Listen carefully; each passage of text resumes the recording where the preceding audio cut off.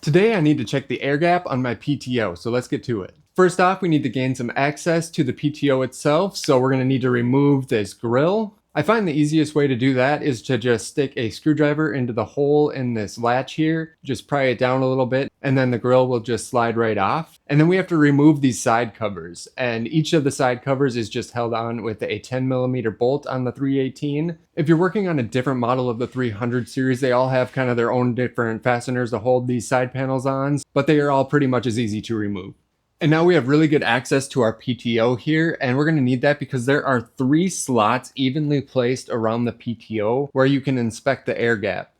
And the air gap that we're looking for is 18 thousandths, so you're going to need an 18 thousandth feeler gauge, and that is 0.46 millimeters if you're not in the US. So first off, I just wanted to show you I'm using a feeler gauge with a little bend in it. And actually a just flat style works a little bit better for this because you can come in straight from the side here and just put it straight in there. But I'm using this bent style, so hopefully I can come in from the front here and show you a little bit better without my hands being in the way of the camera. What you're looking at is there is a little gap in between this plate and this plate right here. So it's right there. So it's going to be a little bit difficult to show you exactly where, but obviously once you get in here, you'll be able to see it very easily. So you just want to stick the feeler gauge in there, nice and even and straight, and check to feel the resistance on that feeler gauge. You want there to be just a slight drag on the feeler gauge as you move it in and out. So if they're, like in my case, there's just a little bit of wiggle room for that feeler gauge. So that means that that gap is just slightly too much. So now I've got a 9/16 socket with a long extension on it. So when I'm on the nut, I am past the hood supports right here. And now we can put the feeler gauge back in and just tighten down until there is drag on that feeler gauge, like right there. You don't want it pushed down like that. See, now I can't even get that feeler gauge out of there. It's stuck in there. So now I gotta back off a little bit.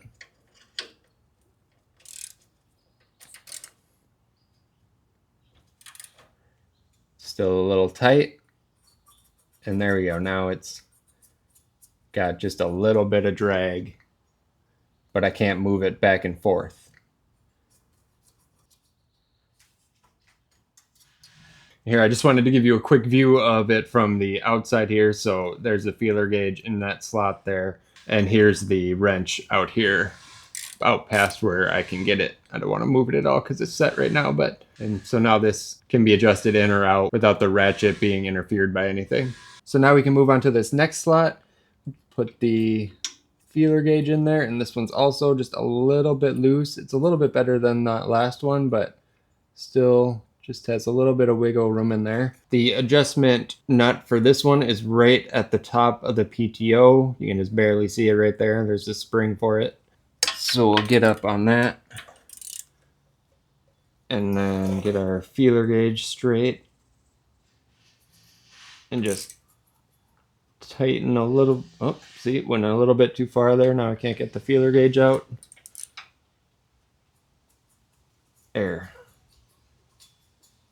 Now it just has a really nice resistance on there, but I can't move it back and forth.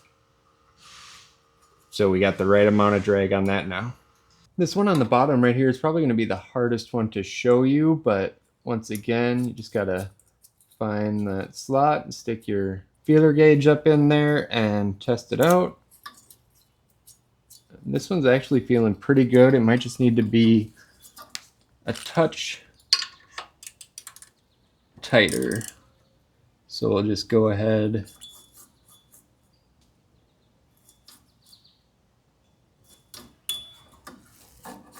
and get that adjusted.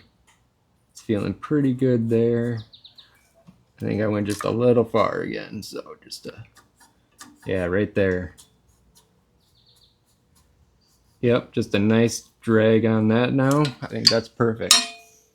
Now, unfortunately, every time you adjust for one slot, it is possible that it is changing another one of the slots because it's all connected. So if you move one in, it might kind of pop another one out, or even you move two of them in a little bit, it might bring that third one in also. So once you get all three of them adjusted so you think that they're all right, make sure you go back and check every one of them again. And if you need to make an adjustment, just make sure you run through all three of them again until all three of them are at the right spec. I just wanted to say real quick, if you're having a problem with your PTO not engaging when the engine is hot, this air gap could be the reason why. If that air gap is too large, once everything gets warm and expands even more, then you're not going to have those plates close enough to when you flick that PTO switch, that PTO won't have that right air gap to get those plates connected to spin that PTO. So if you're having that problem with the PTO not engaging when the engine's warm, this is the first thing that you're going to want to check. It might not be anything wrong with the PTO or the switch. It could just be as simple as the air gap being out of adjustment.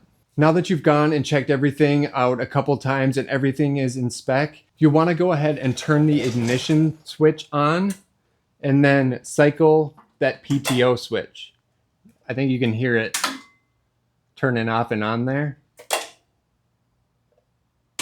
And that will make that contact and set everything in place. And then you can go ahead and check it all one more time just to be sure that after that PTO has engaged, everything is still within spec. But I like to go one step further. I actually like to start up the tractor and then hit that PTO switch so that the PTO actually spins, and that will really make sure everything is set in place. And then I'll go through and check all those inspection spots one more time and make any adjustments that I need to. That really simple adjustment could be the fix for what feels like a serious PTO problem. So definitely check out your air gap to make sure it is in spec if you're having issues. And I'm making helpful videos like this for the 300 series all the time. So if you're looking for more, I've got a video for you right here. And if you're like me and you're trying to keep this 300 series alive, please hit that subscribe button and I'll catch you on the next one. You'll want to go ahead and turn your ignition switch on. And apparently my lights are on.